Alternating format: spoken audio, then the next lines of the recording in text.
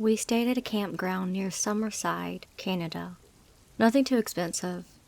Generic kind of place. Anyway, on our last night, my wife and I were in our tent, and we started hearing like rocks or sticks crunching.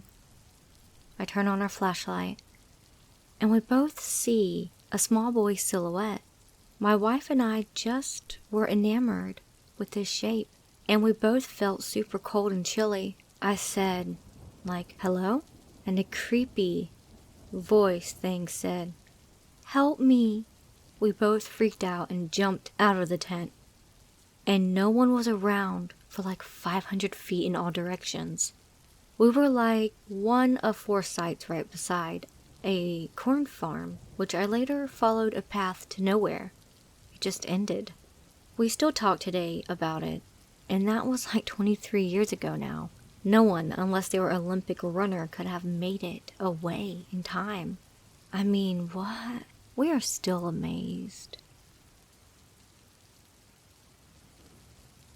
This is my first post here. I hope this is the right place for this story. Background. My dad's mother used to live at Mexico City, while I lived at Yucatan Peninsula. So I only got to see her during Christmas holidays, when we used to visit her for 2 to 3 weeks. Never got really close to her, as she was already old and kind of grumpy. She had 9 children, and my grandpa died around 1986 to 87. First story. By this time my grandpa was still alive. One of my uncles was a truck driver, the kind of truck driver that transports goods on land. And whenever he returned to Mexico City, he would call my grandma to let her know that he might be dropping by for lunch, dinner, or whatever. When he finally got home, he would honk the trunk's horn outside the house to let everyone know he had arrived. And Grandma kind of disliked this. One day she heard my uncle's horn, which actually puzzled her because he hadn't called letting her know that he was dropping by. This didn't actually bother Grandma, so she went to the window of her bedroom that overlooked the house's porch and entrance, only to find that my uncle wasn't there. Immediately after that, the phone rang, which my grandpa answered, only to receive the call from the police notifying that my uncle had had an accident on the highway and had died minutes ago.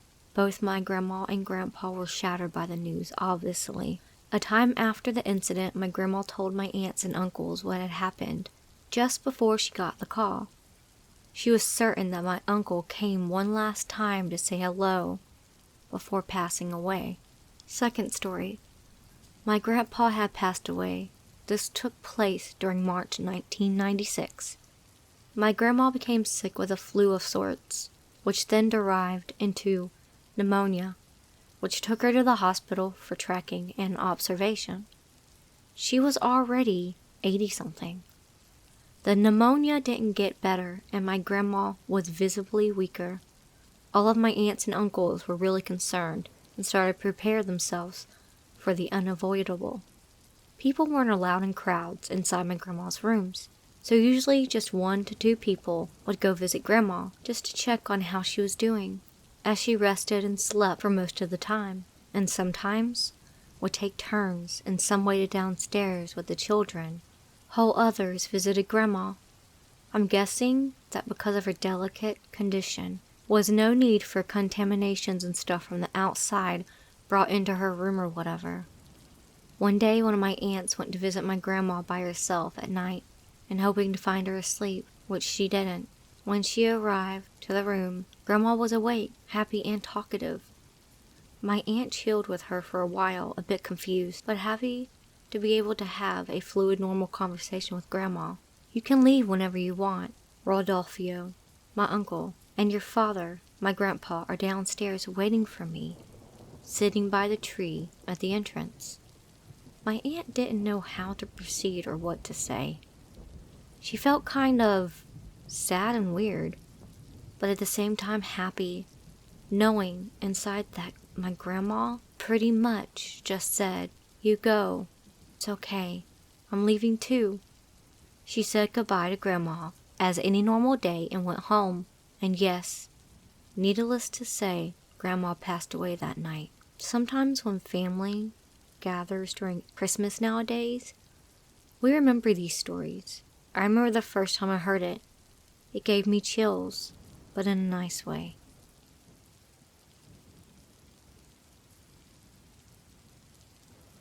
My friends and I were hanging out at a little park in our hometown, which is right behind a Taco Bell. We were just chatting, having a good time, and then one of my friends decided to go into the Taco Bell to use the restroom. We live in a small town in Northern California, where no crime really happens, so we let her go on her own. It was around dusk at the point, and the park was broadened by a creek and undeveloped land. While my friend was gone, we heard her voice yell my name. She sounded incredibly scared. She has a slight accent which makes her voice hard to imitate, and I have a very unique name that is difficult to pronounce, so there was no way someone else was just playing a joke on us to scare us. I obviously got scared that she was being kidnapped or something, so I jumped up and headed over while calling her name. I was with 2 other people sitting at the table, and my other friend, best friend, and her boyfriend. They are both skeptics and don't really believe in paranormal things, especially the boyfriend. But when they heard the voice screaming my name, they both recognized it as hers and jumped up alongside me. I started screaming her name, trying to figure out where she was so that we could go help her. And then we saw her coming from the complete opposite side of the park, where Taco Bell was. There was no way that she could have made it all the way to the back of the green space and back in the time that she had been gone for. She also hadn't heard my voice calling her name, even though she should had, when Taco Bell was maybe 150 feet from the 3 of us where we were sitting.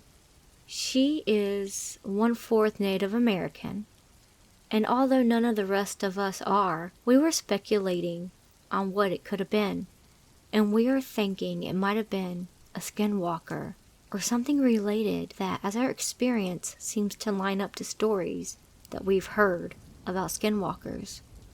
Our entire town was built on a native burial site. It's awful, I know. So that's definitely activity related to that happening.